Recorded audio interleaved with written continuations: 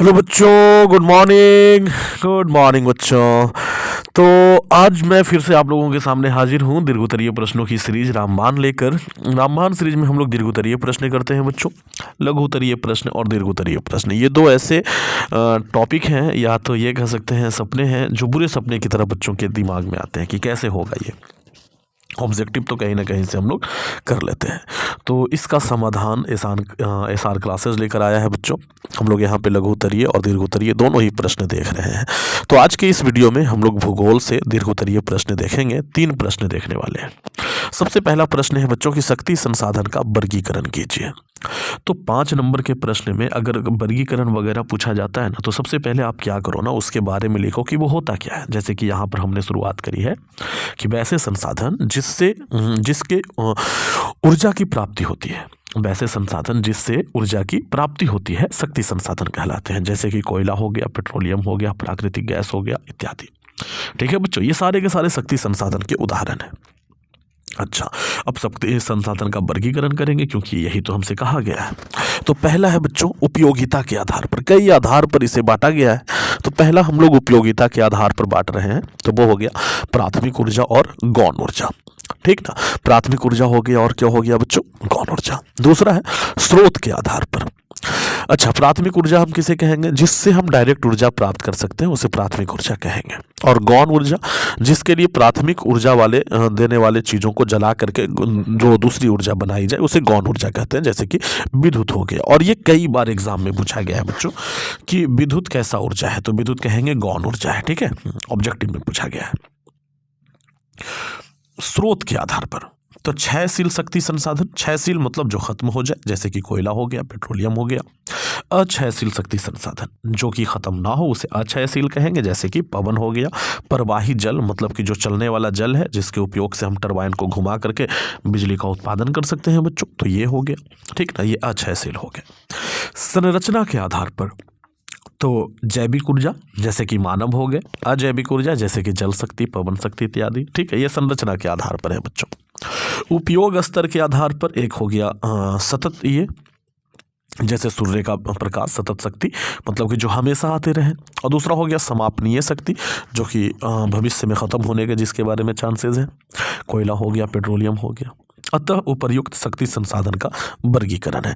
तो इस तरीके से हम शक्ति संसाधन को क्या कर सकते हैं बच्चों, बांट सकते हैं। ठीक है ना। अच्छा, अगला प्रश्न है बच्चों, शक्ति संसाधनों के संरक्षण की दिशा में उठाए गए प्रयासों का उल्लेख करें। ये 2022 में पूछा गया प्रश्न है कि शक्ति संसाधनों के संरक्षण की दिशा में जो भी प्रयास किए जा रहे हैं वो आपको उल्लेख करके बताना है कि क्या किया जा रहा है। तो सबसे पहले शक्ति संसाधन होता क्या है वो लिखेंगे। ये एक अगला प्रश्न है, दूसरा प्रश्न है, तो हमें इसमें भी वो बात लिखना पड़ेगा। तो वैसे संसाधन जिससे ऊर्जा की प्राप्ति होती है शक्ति संसाधन कहलाते हैं। आर्थिक विकास और जीवन स्तर बेहतर बनाने के लिए ऊर्जा एक आवश्यक साधन है, इसके अभाव में आर्थिक विकास की कल्पना नहीं की जा सकती। ये चीज़ हमने यहाँ पर बेहतरीन लिखा है जी, कि है क्या ये शक्ति संसाधन। ठीक, और दूसरा बच्चों, इसके अभाव में अगर ये ना हो तो क्या होगा, तो आर्थिक विकास किसी भी देश का बड़ा मुश्किल है, या तो ये कहें कि असंभव टाइप का है। ऊर्जा का उपयोग हम अपनी ज़रूरत के हिसाब से करके एवं बेवजह उसका उपयोग ना करके शक्ति के संसाधनों का संरक्षण कर सकते हैं। अगर हम ऊर्जा का उपयोग ज़रूरत के मुताबिक करें और बेवजह उसका इस्तेमाल ना करें तो हम लोग शक्ति संसाधनों का संरक्षण मतलब होता है बचाव, वो कर सकते हैं बच्चों। अब है शक्ति संसाधन के संरक्षण के लिए जो प्रयास किया जा रहा है वो, तो कैसे लिखेंगे कि शक्ति संसाधन के संरक्षण के लिए निम्न प्रयास किया जा सकता है। पहला, ऊर्जा के उपयोग में मित व्ययिता मतलब कि कम कर देना ऊर्जा के उपयोग को। तो ऊर्जा का उचित एवं आदर्शतम उपयोग होने से ऊर्जा का दुरुपयोग नहीं होगा। ऊर्जा का हम कैसे करें बच्चों, तो उचित उपयोग करें, आदर्शतम उपयोग करें, है ना, जितना ज़रूरत है उतना ही करें, ज़्यादा नहीं। जैसे कि अगर आप घर से बाहर जा रहे हैं तो लाइट फैन वगैरह सब बंद कर दें, बिना वजह लाइट ना जलाएं। अगर आप एक कमरे में हैं तो उसी कमरे की लाइट जलाएं, बाकी में ऐसे ही कम वाट का बल्ब जला दें या तो बंद कर दें, है ना बच्चों, ऐसा। इसे हम बोलते हैं ऊर्जा का आदर्श उपयोग।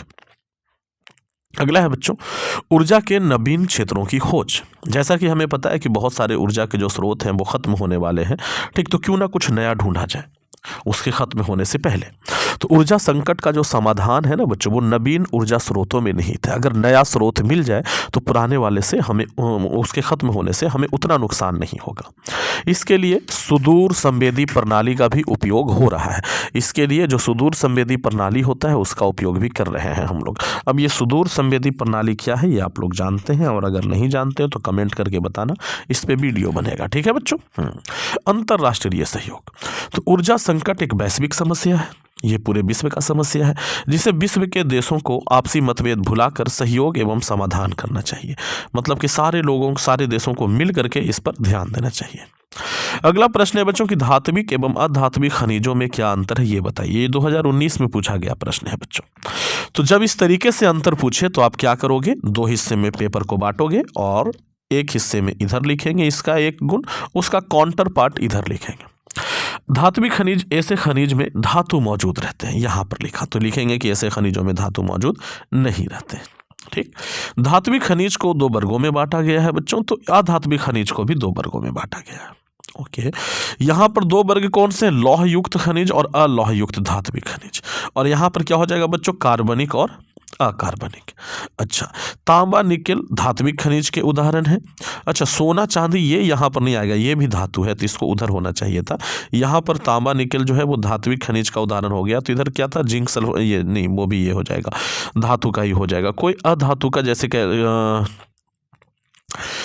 अधातु का खनिज यहाँ पर कोई लिख देना था यार, कुछ कार्बनिक ही लिख देते तो काम बन जाता है। हाँ, जैसे चूना पत्थर हो गया, अब्रक हो गया, जिप्सम हो गया, ये ऊपर में लिख देते। ठीक।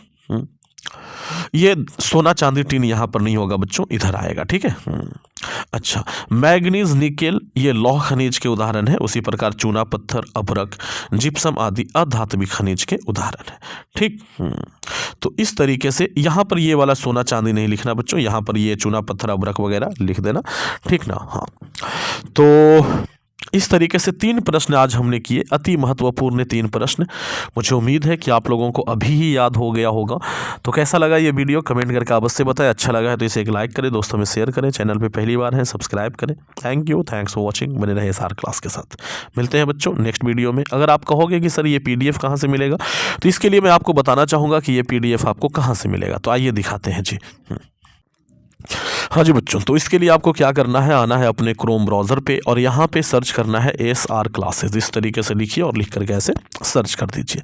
जब आप सर्च करोगे तो आपको सबसे पहले ये वाला पेज दिखेगा बच्चों, ये वाला पेज दिखेगा। ठीक ना, सबसे ऊपर में आपको यही दिखेगा। इस पर क्लिक कर देना है। क्लिक करोगे तो आप यहाँ नीचे जाइए, नीचे चले जाइए भाई, और नीचे जाइए। यहाँ पर आपके बहुत सारे सेक्शंस दिखेंगे। यहाँ पे सबसे ऊपर दिखेगा न्यू अपडेट का सेक्शन।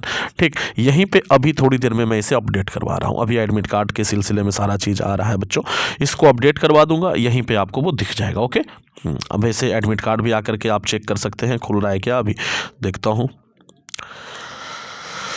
ये रहा लिंक 1 खुल रहा है। नो अभी नहीं खुल रहा है बच्चों। ठीक है, कोई बात नहीं, चलिए तो देखते हैं। ठीक है।